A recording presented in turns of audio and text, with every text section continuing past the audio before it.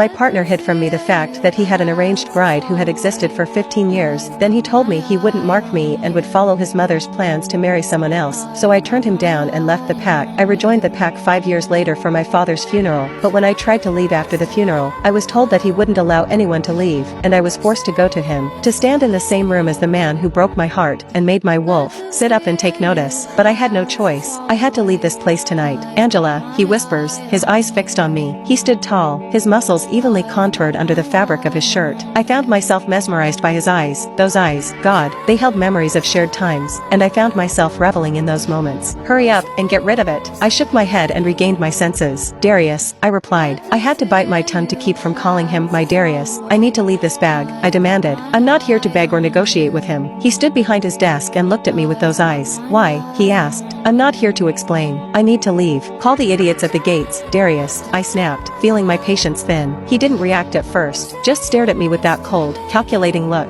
I need an answer. If I don't hear one, you're staying here, he said, settling into his chair like he had all the time in the world. I couldn't stand him, couldn't stand his cocky attitude. I came here today to leave, and that's exactly what I'm going to do, I said, my voice clipped. He watched me for a long moment, before asking, does your mother know you're leaving? I bristled. My family is none of your business, Darius. Just sign the damn paper. I thrust the permission slip toward him. He didn't take it. Instead, he smirked. Sign it first. Why should I shot back. Because I don't want to see your face again, Darius. He didn't flinch. I understand you hate me, Nibbles, but you'll see this face again today. I clenched my jaw. Not if I can help it. He was relentless. You're not a member of this pack, so you need your mother's signature to leave. I'm not letting you go without it. Are you kidding me? I hissed, feeling the pressure in my chest rise. I'm not a child, and this is kidnapping. Before I could finish, he was right in front of me. I didn't even see him move. He took one step. I took one back. 2 steps. I took 3, until my back hit the door. His eyes bored into mine, and I couldn't look away. If I'm kidnapping you, Nibbles, you'll know. You'll be tied to my bed, naked, while I find something better to do with that mouth of yours, he whispered, leaning in dangerously close. Get your mother's signature and come back to talk. I recoiled but didn't say anything. He opened the door, and I walked out, shaking with a mix of anger and something else I refused to acknowledge. Beta stood outside, looking smug. I wasn't sure if he was waiting for me or Darius, but either way, it didn't matter. I just needed to get out. At home, my mother was in the kitchen, humming as she prepared dinner. I couldn't figure out how she could act so normal when everything felt so wrong. She asked about my day, but I didn't have time to explain. I can't stay here, I blurted, tossing the slip on the table. I need you to sign this. She turned, surprised. What? Angela, you just got here today. Yeah, and I'm leaving tonight. So, please, Mom, I can't stay here. I almost begged, but my voice was tight with frustration. Sign it, please. Her eyes softened for a moment, but then she frowned. But you just got here. What happened to you? You used to never talk like this. I felt a lump form in my throat, and my emotions swelled. Please, I need you to sign it, I said, voice trembling. She hesitated, then sighed, looking at me with a mix of confusion and concern. Is Darius, did he hurt you again? Her words hit me like a punch, and before I knew it, the tears I hadn't realized I was holding back spilled over. I wiped them quickly. I have a child waiting for me. She's alone, and I can't afford a nanny. I need to go home. Without another word, my mother grabbed the paper and signed it, her expression unreadable. I saw the questions in her eyes but didn't answer. I couldn't. I rushed back to Darius's office, not bothering to knock. I dropped the signed paper on his desk, heart hammering in my chest. Sign it, I demanded, my voice shaky with exhaustion and frustration. No one's leaving this pack until my investigation is complete, he said coldly, his eyes never leaving mine. Liar, I snapped, but he didn't react, only continued his statement. You're as much a suspect as anyone. The people who died weren't just murdered, they were examined. Whoever did this would want to see the aftermath. I wanted to strangle him. He was using his authority to control everything, including my life. Say something, Nibbles, he whispered, his voice smooth, dangerous. I stood there, seething, but then my thoughts turned to my daughter, and I realized I had no choice. I need to leave. Whatever it takes. How desperate are you to leave? His eyes lingered on my lips, and I could feel the heat of his gaze. I hated how it affected me, how much he still had this hold over me. Very desperate, I said, spitting the words out. But I swear I'd rather kiss a pig than let you touch me. He smiled darkly, taking the paper from me. He studied me for a moment, then signed it without another word. I grabbed the paper back, but I couldn't shake the feeling that something wasn't right. I'm allowed to go? I asked, still unsure. Of course, Nibbles, he replied with a casual shrug, but the look in his eyes was cold and calculating. He wasn't the same Darius I once knew. I spun on my heel, desperate to leave. Stop calling me that, I muttered. He didn't reply, but I could hear the smirk in his voice when he asked, leaving without a thank you. I didn't even bother turning around, flipping him the bird as I left. By the time I reached the gates, it was getting late, and I was cutting it close to missing my flight. I was lucky enough to catch the last bus to the next town. As the bus took off, I tried to calm my racing thoughts, but something wasn't right. My wolf was restless, agitated. I thought it had to do with Darius, but then I heard a voice from beside me. Are you sensing the vampires too?